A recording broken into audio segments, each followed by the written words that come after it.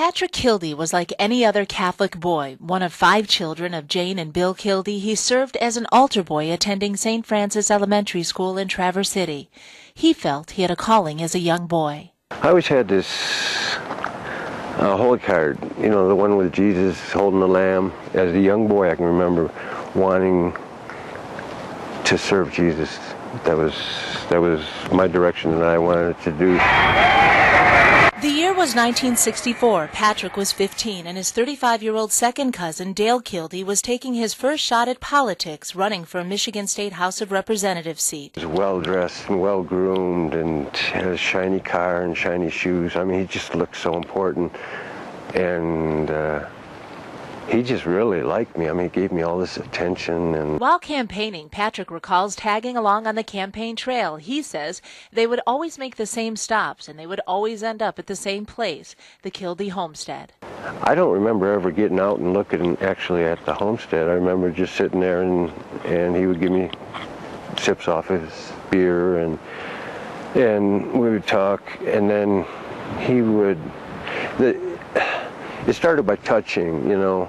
I had no understanding of what my penis was for other than going to the bathroom. I didn't know anything about sex, or we didn't have sex education or anything, you know. And and you know,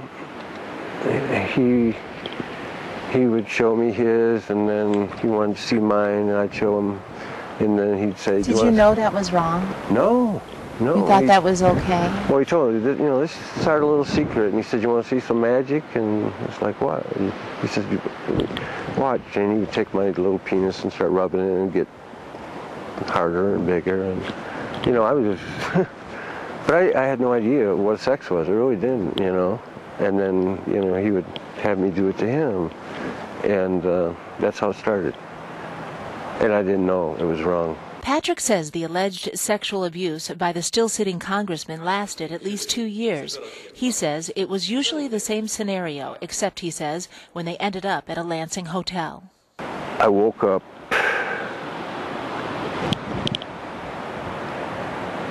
I was naked. Dale was naked, and he was on top of me giving me oral sex, and I was just mortified. And at that time, I knew this was wrong.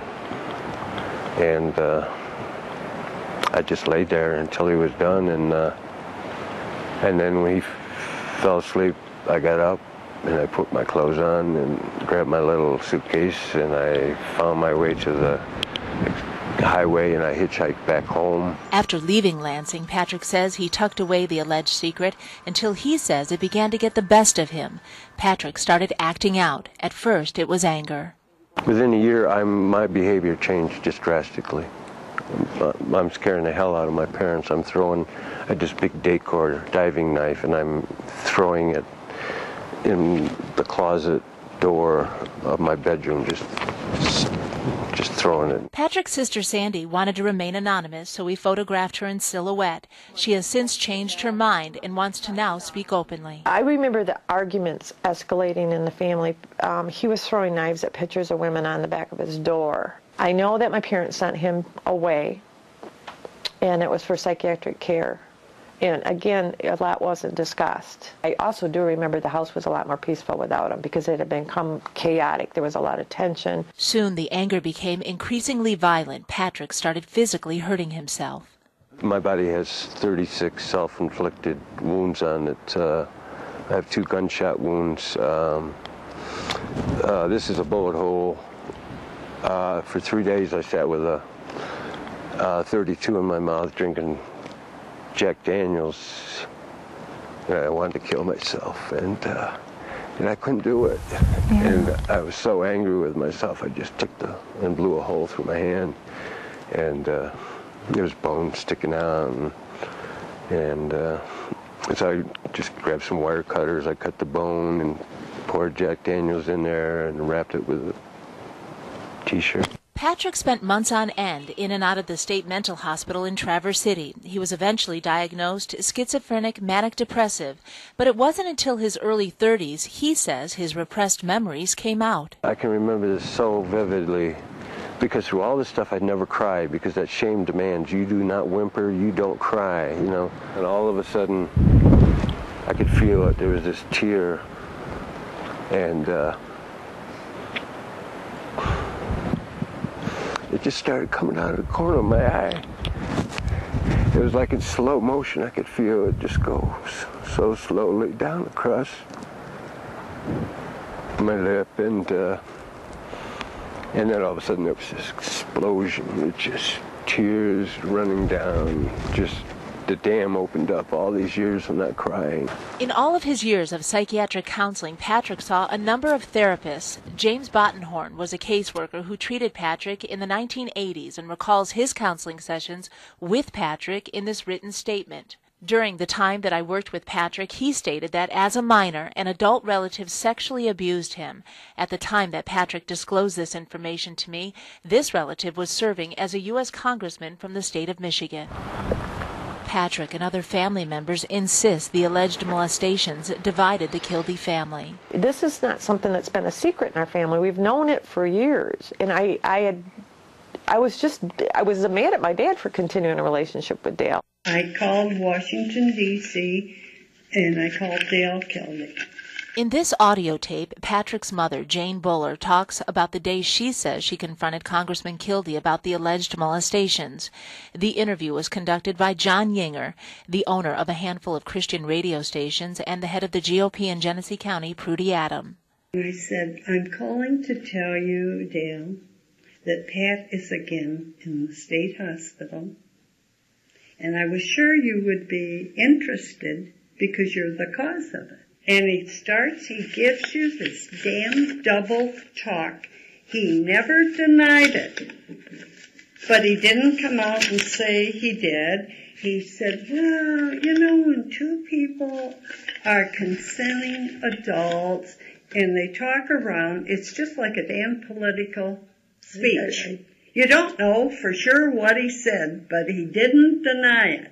And I said, I just wanted you to know that as his mother, I know what you have done to Patrick and what the consequences are. And I said, the only thing I can think of you is, I can't remember the direct quote, but I would hate to be you and face death.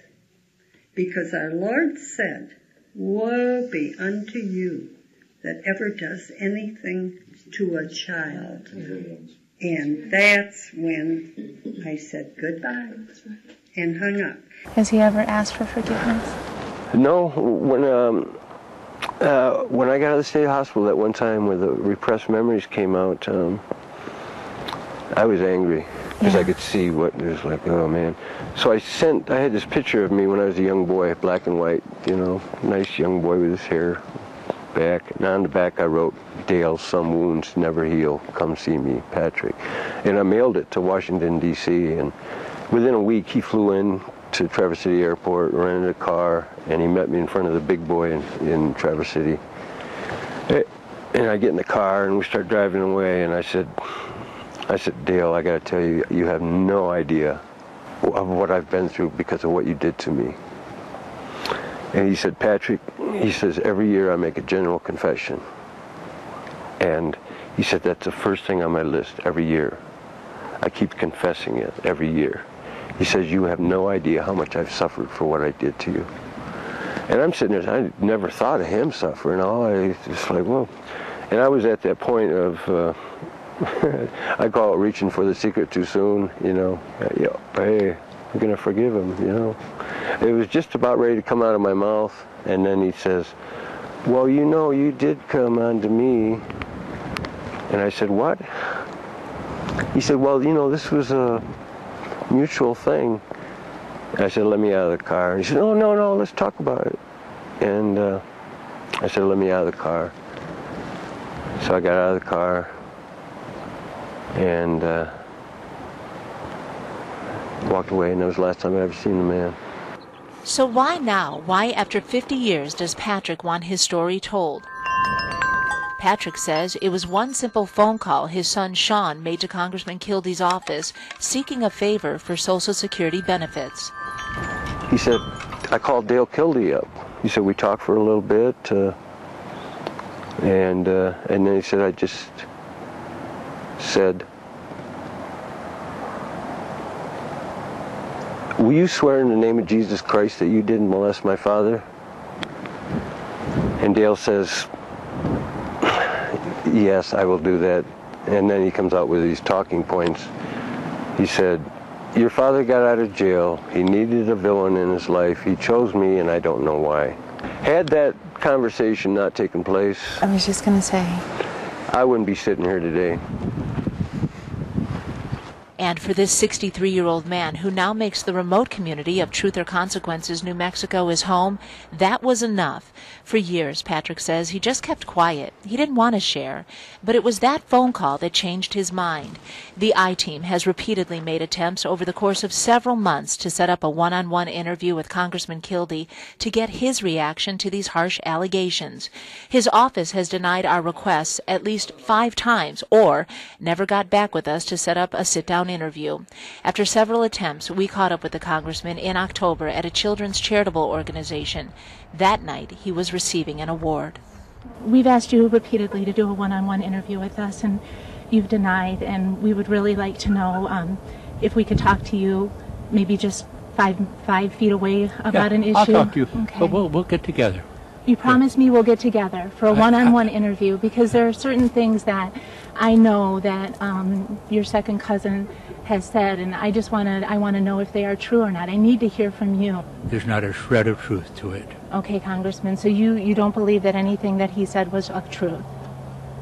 There's not a shred of truth to what what you and I've talked about. Okay. And what he said, not a shred of truth. Okay, if you care to do a one-on-one interview with me, I would be more than happy to have you come in and sit down if you want to talk to your people about it. We'll talk about that later, okay?